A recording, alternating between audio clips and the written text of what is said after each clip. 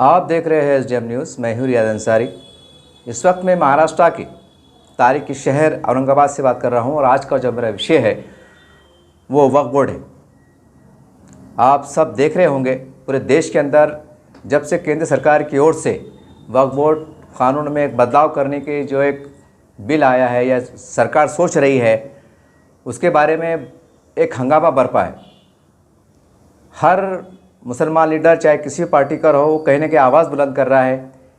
तमाम हम समझते हैं कि जो इस्लामी मजहबी संगठन के जो लोग हैं, जमातों के ज़िम्मेदारान हैं, वो भी कहीं ना कहीं इसकी एक मजम्मत कर रहे हैं, एक तशवीश का इजहार कर रहे हैं कि भाई इस तरह के क़ानून अगर बन जाते हैं तो वक्फ बोर्ड ख़त्म हो जाएगा, या ऐसा ख़दशा, ऐसा डर सता रहा है कि कहीं ऐसा तो नहीं है कि इस तरह के क़ानून लाकर सरकार जो है तो वक्फ बोर्ड की ज़मीनात जो कीमती है उसको हड़पना चाहती हैं। ऐसे कई तरह के आरोप लग रहे हैं, इल्ज़ामात लग रहे हैं और कई तरह की बातें हो रही हैं।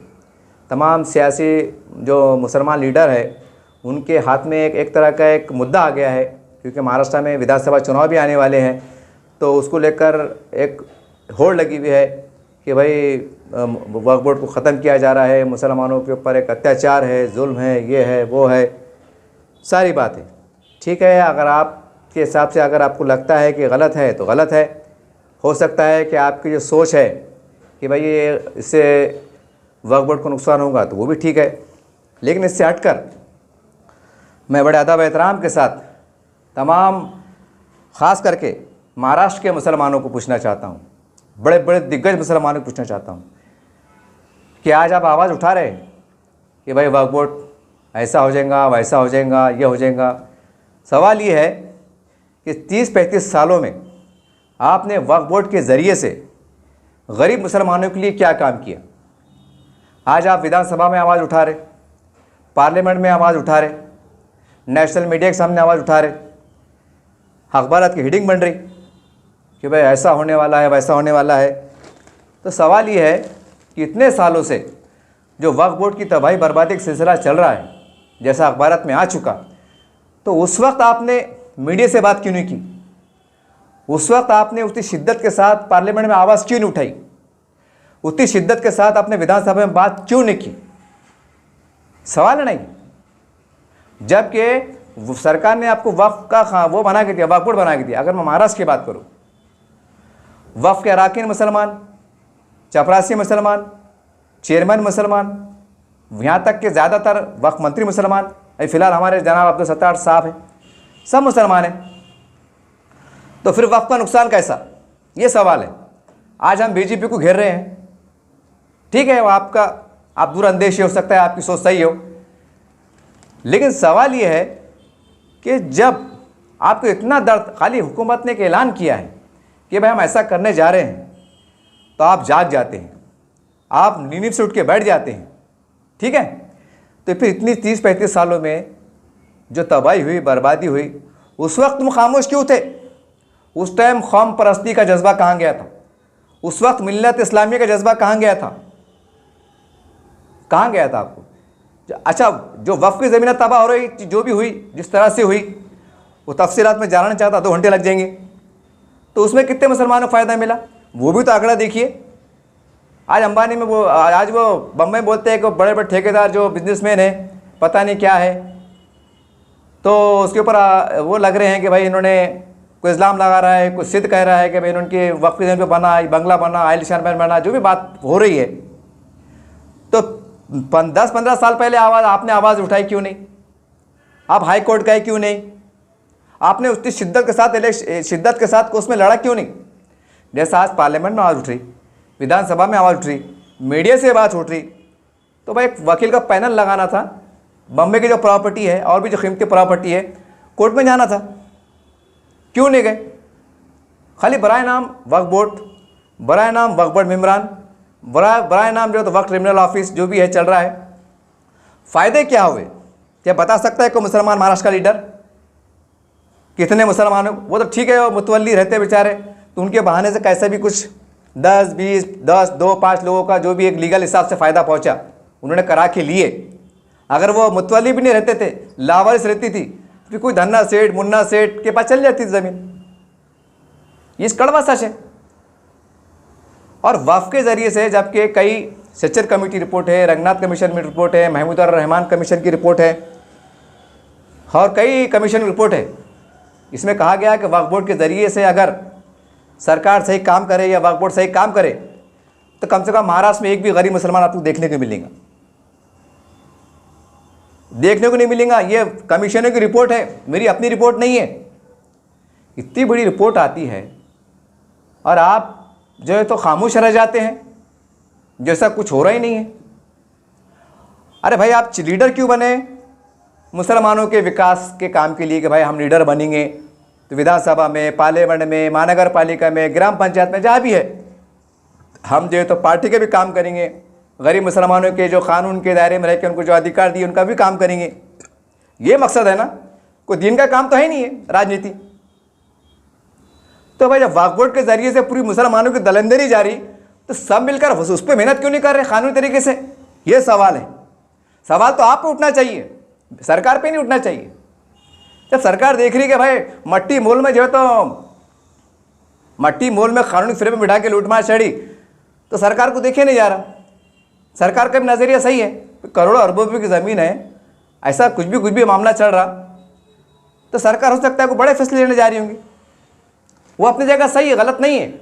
क्योंकि 20 अगर हम महाराष्ट्र की बात करूँ, मराठवाड़े की बात करूँ, औरंगाबाद की बात करूँ, तो कहाँ है दिग्गज मुसलमान लीडर?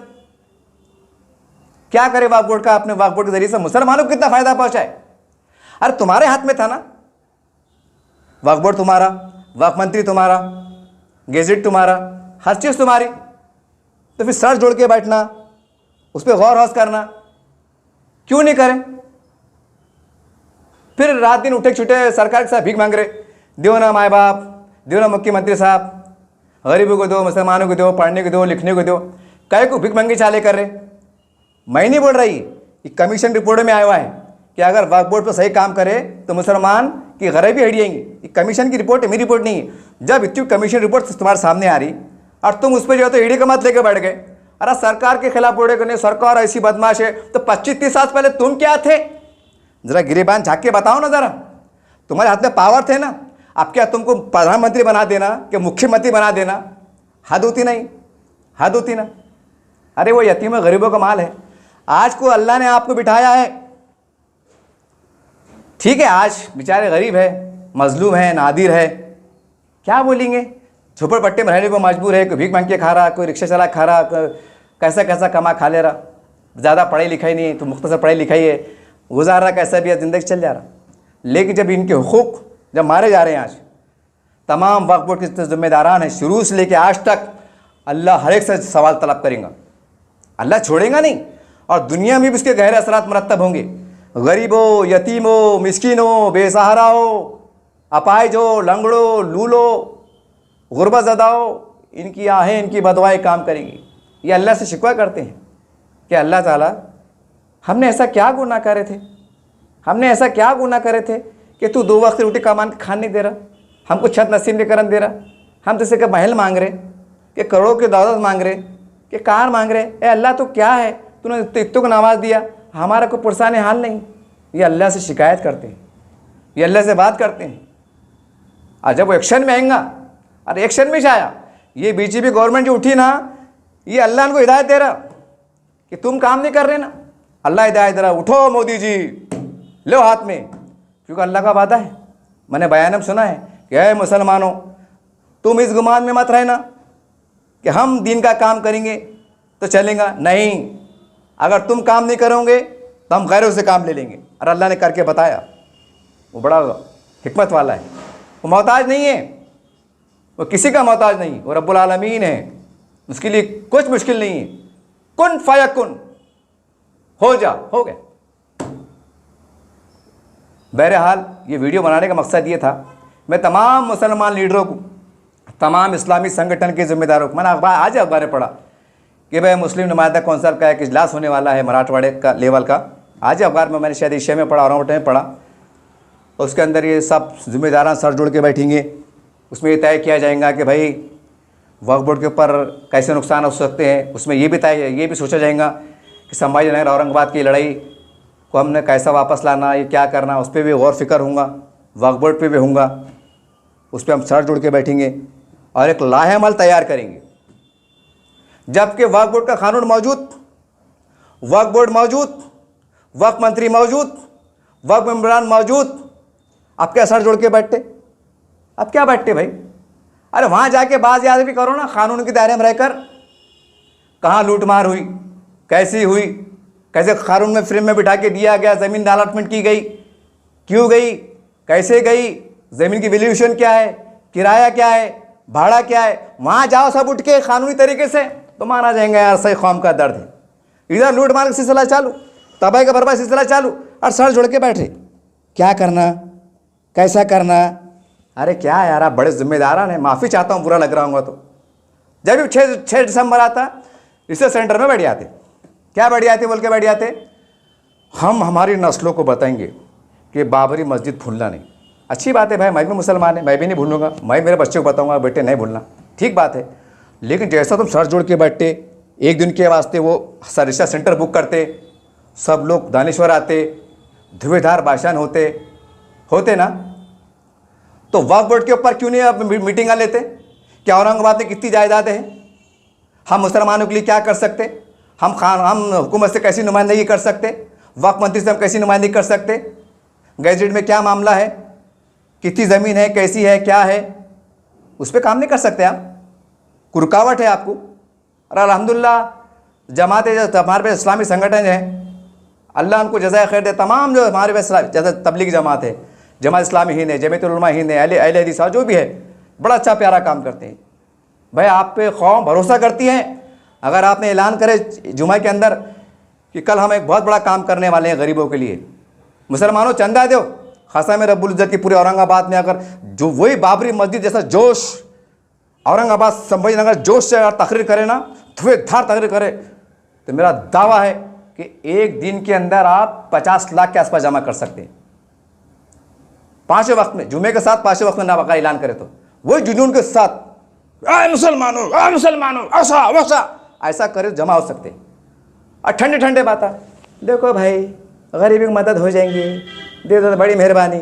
अब बोलते हैं जान तो डाल दो भाई को 2 दे रहा 5 दे रहा। ये सच्चाई है, मैं आंखों से देखा हूँ, मैं चश्मित गवाह हूँ, इसका शाहिद हूँ कि जब भी धुएंधार भाषण होती है, मैं मिसाल तौर पर बता रहा था, अरे मुसलमानों एक अल्लाह मस्जिद की तामीर हो रही है, अल्लाह तुमको अजर देगा, एक ईंट रखेंगे तो घर बन जाएगा, महल बन जाएगा, तुम्हारे माँ बाप को फ़ायदा, तुम्हारे उनको मरहुमीन को फ़ायदा, ये फ़ायदा, और ये याद रखो अल्लाह पूछेगा, हिसाब करेगा। तो आदमी लपक जाता, उन्हें बोलता भाई जान दो भाई, पसीना छुड़ जाता उसको ईमान जाग जाता, पिछले 10 रुपये देना 100 रुपये देता। ये चश्मित गवाह है, मैं इसका गवाह हूँ। सादे अपील करे तो देखो भाई ऐसा ऐसा मसला है, दो नहीं देते, 1 रुपया 2 रुपये 5 रुपये ऐसा रिवायतन दे के मुकले हो जाते। अब मैं मुद्दे की तरफ आता हूँ थोड़ा सा, औरंगाबाद की बात मिसाड़ा में, क्योंकि औरंगाबाद के अंदर बहुत दबा के राजनीति चढ़ी। जालना रोड का मसला, वक्फ बोर्ड ज़मीनात है ना, कितने सालों से मुसलमान लीडरशिप है, और कितने सालों से हमारे जो, मैं माफ़ी के साथ कितने इस्लामी संगठन मौजूद है, मैं उनका नाम इसलिए कर रहा हूँ, मैं उन पर तनकीद नहीं कर रहा हूँ, सिर्फ एक आपसे मुअद्दबाना गुजारिश कर रहा हूँ और आपको तवज्जो दिलाना चाह रहा हूँ। वरना हमारी क्या औकात, मेरी क्या ज़रूरत कि मैं आपसे लबकोशाई करूँ, लेकिन एहसास दिलाना ना, क्योंकि मैं भी उम्मत का बेटा हूँ ना।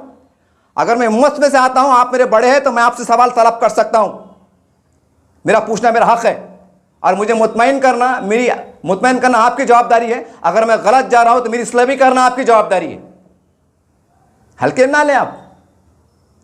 जालना रोड का मसला है, ठीक है, जरा तस्वुर कीजिए आप, वहाँ अगर जरा दूर दूर फासले पर 3 पेट्रोल पंप कायम हो जाते, 3 पेट्रोल पंप, 1-2 बड़े गैरेज के शोरूम खुल जाते, लाखों रुपए की आमदनी होती।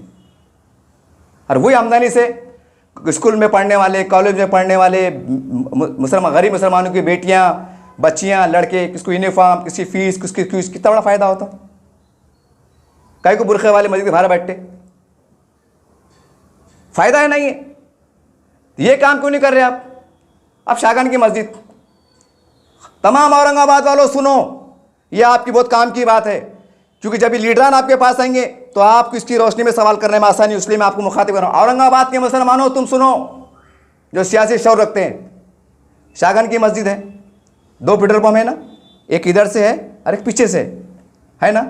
ज़रा सोचो, वक्फ बोर्ड के जिम्मेदारान, मेम्बरान, मुसलमानों के लीडरान, इस्लामिक संगठनें, सामाजिक संगठन मिलकर जैसा रिसर्च सेंटर में बैठते, क्या करना, कैसा करना, ऐसा अगर आप बैठते और 2 पेट्रोल पंप कायम करते, सरकार से मंजूरी लाते, जब तो और भी अच्छा माहौल था। आज से 10-15 साल पहले जितना जातिवाद का माहौल नहीं था, जैसा आरोप लगते नहीं था, अच्छा बड़ा प्यारा माहौल था। 2 पेट्रोल पंप मंजूरी आप लाते 20-25 साल पहले, तो कितनी लाखों रुपए की आमदनी होती ना। कुछ जरा कोशिश करते, पैसे लगते, कुछ पैसे कम पड़ते। अल्हम्दुलिल्लाह हमारे पास 4 इस्लामिक तंजीमें हैं, सदका, खैरात, ज़कात हम जमा करते और बोलते हैं कि हम पेट्रोल पंप कायम करने वाले से साल के लाखों रुपए आमदनी होंगी। हम गरीब मुसलमानों की बस्तियों में जो है तो रास्ते बनाने का काम करेंगे। गरीब मुसलमान बस्ती में अगर स्कूल नहीं है, अगर सरकारी जगह नहीं, प्राइवेट ज़मीन खरीदेंगे, हल्लू से बच जाते। ज़मीन कहाँ है बताओ ना, हम मना देते। अरे हद हो गई यार। अगर कोई मुसलमान लीडर को बोले यार वो वहाँ पर हॉस्पिटल नहीं है, तो क्या बोलते, ज़मीन बताओ। अरे वो स्कूल नहीं है, बताओ ना ज़मीन। हम सरकार से नुमाइंदगी करते ना, अरे ये ज़मीन पड़ी तो ज़मीनों ना आके बोलना कि मैं जाना रोड की ज़मीन हूँ, मेरे पे पेट्रोल पंप बनाओ। मैं चिकल ठाणे की ज़मीन हूँ, मेरे पे स्कूल बनाओ। ज़मीन आके बोलेंगे आपको। और क्या बोलते, हमने 1000 साल हुकूमत करे हिंदुस्तान के ऊपर, हम वो कौम हैं, क्या बोलते हैं स्टाइल से एकदम, हम वो कौम हैं कि हमारे जूतों में ताज पड़े रहते हैं। अरे आज तो भीख मंगे पे मजबूर हो गए, ये भी तो बोलो ना। आज क्या है ये बोलो। अरे उन्होंने तो ताज पहने भी, लुटाए भी, मकबरा बनाए भी, बड़े शान से बोलते मकबरा हमने दिया, ताजमहल हमने दिया, लाल किला हमने दिया। अरे सरकार ने आपको तुमको वक्फ बोर्ड दिया था ना, वक्फ बोर्ड पे सही तरीके से ईमानदारी से मेहनत करते तो आज कहाँ से कहाँ मुसलमान की हालत रहती। ये नहीं बोलते कि वक्फ बोर्ड के जरिए से हमने मुस्लिम मुसलमानों के लिए ये दिया। ये कब बोलेंगे, खाली ये बोल के तसल्ली झूठा बातें करते। लाल किला हमने दिया, मकबरा हमने दिया, पचक्की हमने दिया, तुमने क्या दिया कौम को, ये नहीं बोलते। कानून मौजूद है, अदालतें मौजूद है, सरकारें मौजूद है, ऐवानों में आप मौजूद है, और फिर एड़ी का मत, फिर बोलते वो बीजेपी ऐसी, वो आरएसएस ऐसी, मोदी साहब वैसे, बीजेपी ऐसी, शिवसेना ऐसी। अभी अखबार में एक मैंने पढ़ा कि उस पर हंगामा चढ़ा। क्या चढ़ा, बोले भाई पार्लियामेंट के अंदर से यूबीटी यानी कि शिवसेना के जो मेंबर है, अपने सांसद, मेंबर ऑफ पार्लियामेंट, वो मौजूद नहीं थे। बोले हड़कंप मच गया, बयानबाजी चढ़ी। उद्धव ठाकरे साहब, मुसलमान तुमको वोट दिए, तुम्हारे गैर हाजिर थे और ऐसा थे और वैसा थे, हंगामा बर्पा हो गया। क्यों, 25 साल से जो तबाही चल रही थी, उस वक्त कौन से सांसद थे, कौन थे, इसके ऊपर लपकशाई नहीं करते, इस पर कोई प्रेस से बात नहीं करते, मीडिया से बात नहीं करते, कोर्ट कचहरी में नहीं जाते। वॉकआउट करे, बोले वॉकआउट करे। अरे करे ठीक है भाई। अरे भाई आपने जो वोट दिया ये भी तो कड़वा सच है ना। क्यों वोट दिया, नको बीजेपी आ जाएंगी, फिर आपने डर के लपक के वोट दिया, नको ये आएंगे तो कैसा थोड़ा बहुत चलेगा, बोले जान दो चलन दो, बोले कैसा है, अब क्या करते हैं, अब एकदम बीजेपी आ जाएंगी तो बोले भाई अपनी गर्दन पे। हालांकि ऐसी बात नहीं है, लेकिन ऐसा माहौल क्रिएट हुआ, और बोले ऐसा हो जाएगा, वैसा हो जाएगा, वैसा हो जाएगा। बेचारे डर गए, जान दो, बोले आप बोलते ना मरता क्या नहीं करता, तो वोट दे दिए। कौन से खुशी से वोट दिए, कौन से सम्मान से वोट दिए, नहीं दिए, मजबूरी में दिए, बेबसी में दिए, रास्ता ही नहीं ना। कांग्रेस, राष्ट्रवादी कांग्रेस, शिवसेना एक जगह आ गई।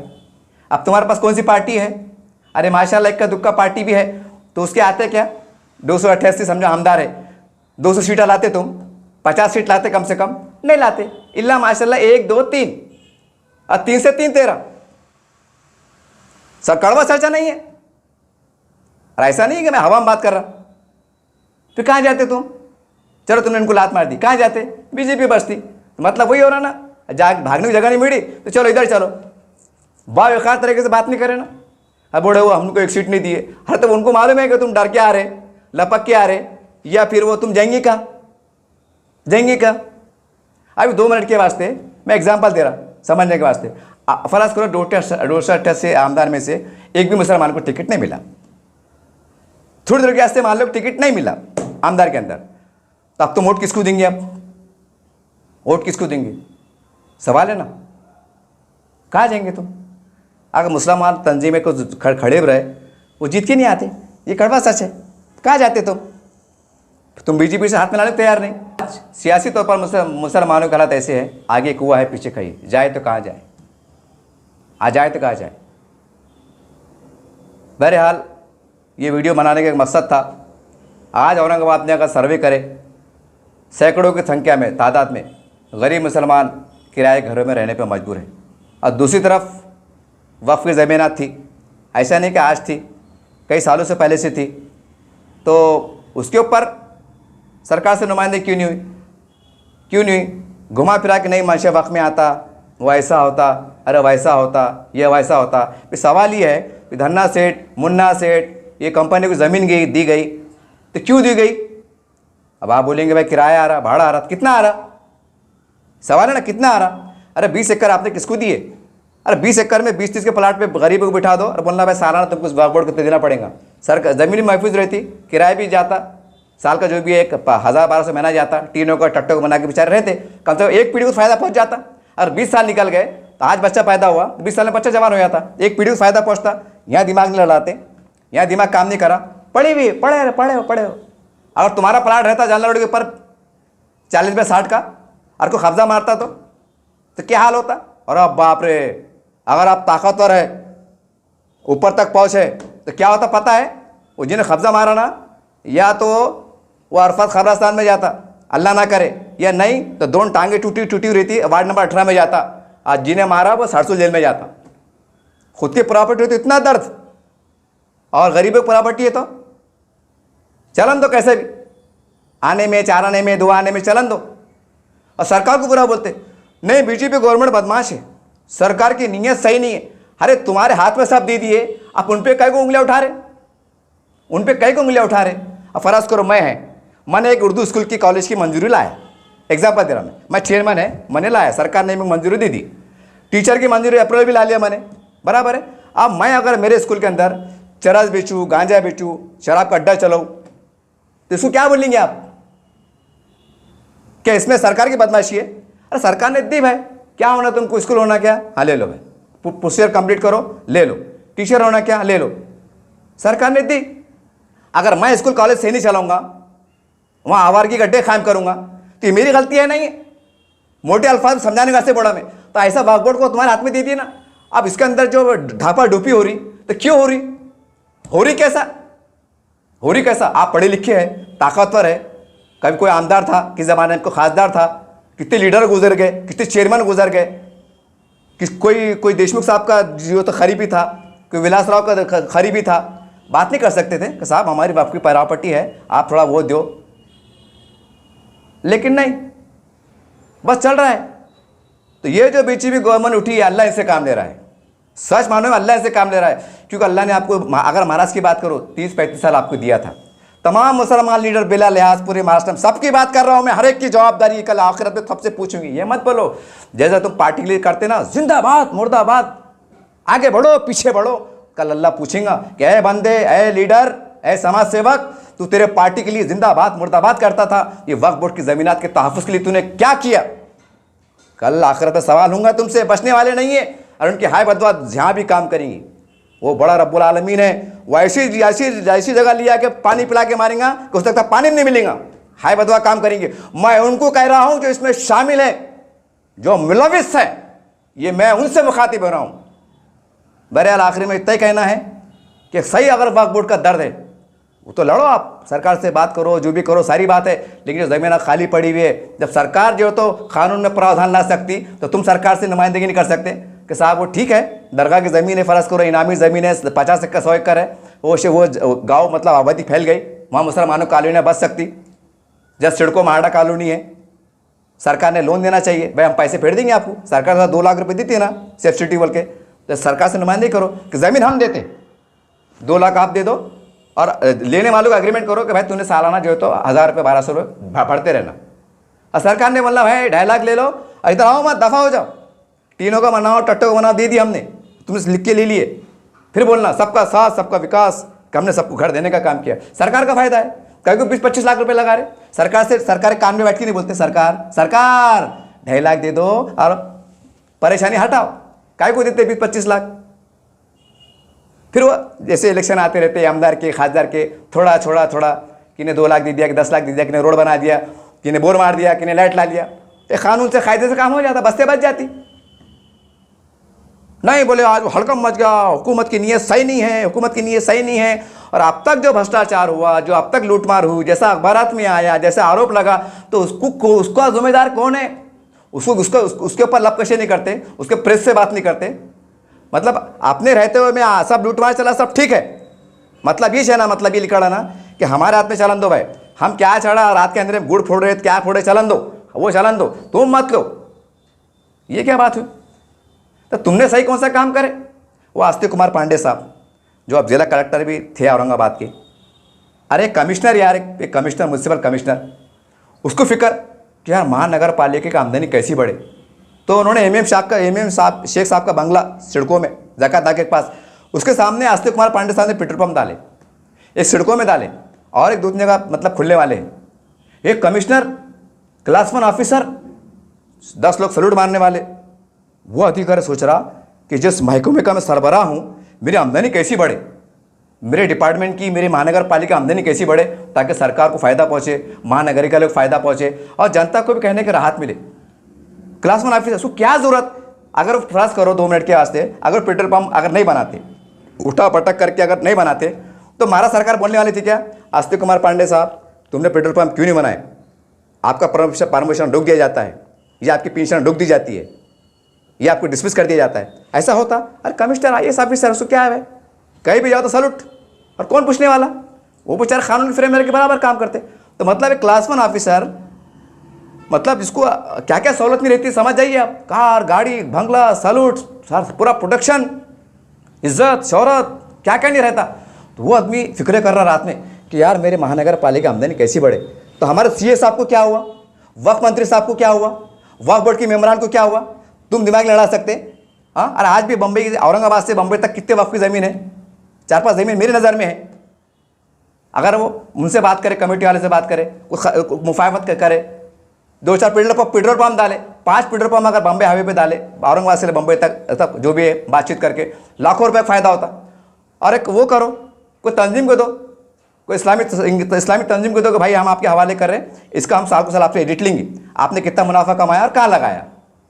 जैसा चैरिटी कमिश्नर में संस्था हिसाब किताब किया जाता, ठीक है, वो उसकी कम आमदनी आ रही, बता रहे कि भाई औरंगाबाद ज़िले के अंदर जहाँ भी है, हमने जो है तो कोई स्कूल को जो तामीर के अंदर चंदा दिया, 2 लाख रुपये स्कूल की मदद की। हमने गरीब बच्चों को, जहाँ सरकार कम पड़ रही थी, फंड की कमी थी, तो ये पेट्रोल पंप की आमदनी से हमने कोई मदरसे में 10 कंप्यूटर देने का काम किया। जिला परिषद के स्कूल थे, वहाँ पर कुछ फंड का मसला था, सरकार की जरा अड़चन आ रही थी, तो ये आमदनी से वहाँ से हमने बिला लिहाज हिंदू, मुसलमान, सिख, ईसाई सब के बच्चे पढ़े, हमने ये एकता के भावना से जो है तो वहाँ पर 20 कंप्यूटर देने का काम किया। वहाँ पर हमने अच्छे टीचर देने का काम किया। वहाँ हमने एक प्राइवेट ट्यूशन क्लास डाली, उसका पूरा खर्चा जो होता है पेट्रोल पंप के आमदनी से पूरा होता है। यहाँ आपका दिमाग काम नहीं कर रहा। अरे कितना सिंपल हिसाब है यार, कितना सिंपल हिसाब है। कसम खुदा कि 1 साल के वास्ते अगर वक्फ बोर्ड का डिपार्टमेंट औरंगाबाद जिले का मेरे हाथ में दिया जाए ना, ऐसा काम करके बताऊंगा पूरे हिंदुस्तान के लोग दौड़े चढ़ेंगे यार, कौन है वो अधिकारी, कौन है अंसारी नाम का ऑफिसर बंदा कि इन्हें ऐसा काम करके बताया कि गवर्नमेंट से लेना दूर की बात है, सब मतलब फुकड़ में आमदनी हो रही, फुकड़ में आमदनी हो रही, और लोग लाला की दे रहे। ऐसा क्या दिमाग है बंदे का, क्या इंजीनियरिंग है, क्या सोशल दिमाग है। 1 साल के वास्ते तो मैं बताता कैसे काम होता, कैसे आमदनी बढ़ती। अरे पैसे संभालना मुश्किल हो जाएंगे अधिकारियों को। यहाँ तो रो रहे ना, तनख्वाह नहीं है ना, तनख्वाह नहीं है ना। अरे क्या यार, अरे हद हो गई। अरे अल्लाह देख रहा ना, अल्लाह देख रहा ना। एक छटाक पलार जानला रोड पे रहता, वहाँ 4 मालिक बिल्डिंग बनाते, 4-5 दुकान निकालते, और साल की जो है तो 25-30 लाख आमदनी पैदा करते, 1000 एकड़ जमीन दीवी है जो भी है, और वहाँ का एहसास नहीं होता, दर्द नहीं होता। और कौम की बात करते, मिल्लत की बात करते, बीजेपी को बुरा बोलते। अल्लाह उनसे काम ले रहा। तुम नाहल साबित थे, जिन्होंने काम करे मैं उनको सैल्यूट करता हूं, लेकिन जो नाकारा साबित हुए मैं उनको कह रहा हूं कि अल्लाह ने तुमको नीचे दिखाया। अल्लाह उनसे काम ले रहा। हो सकता है तो यूं भी अब तुम बोलेंगे जना बर्बाद हो जाएंगे ना, पागलपनी की बातें करे तो। अरे अब तक कौन से मुसलमान आबाद हुए? और गवर्नमेंट ने कहा आपको रोकी थी कि पुलिस कमिश्नर साहब रोक रहे, कलेक्टर साहब रोक रहे, कोई भी तो नहीं रोक रहा।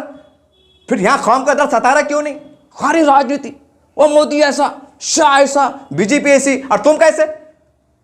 बहरहाल एक दर्द था समाज का दर्द था, जो चर्चाओं का बाजार गर्म था और लोग दबे दबे अल्फाज में कह रहे थे, तमाम बातों को सुनकर मैं कलेक्ट किया हूं और जनता की मन की आवाज़ को पेश किया हूं, उसको मैंने अपने दर्द के साथ पेश किया हूं। अगर आप जागेंगे तो आपके लिए बेहतरी है, वरना फिर तो इस्लाम में यह भी लिखा हुआ है, उलमा सू का जिक्र आया है, उलमा सू का, मैं नहीं कह रहा हूं, जिक्र आया हुआ है। जब उलमा सू का जिक्र आ सकता तो फिर लीडर सू भी आएगा, समाज सेवक सू भी आएगा, मिल्लत रहबर सू भी आएगा ना साहब। जब इतनी बड़ी बात में हमारे शरीयत में लिखी बात बताई जा रही, आगा किया जा रहा दौरे क़यामत की निशानियों में से, तो ये भी तो हो सकता ना, जैसा उलमा सू हो सकते तो लीडर सू, लीडर रहबर सू, ये भी तो हो सकता।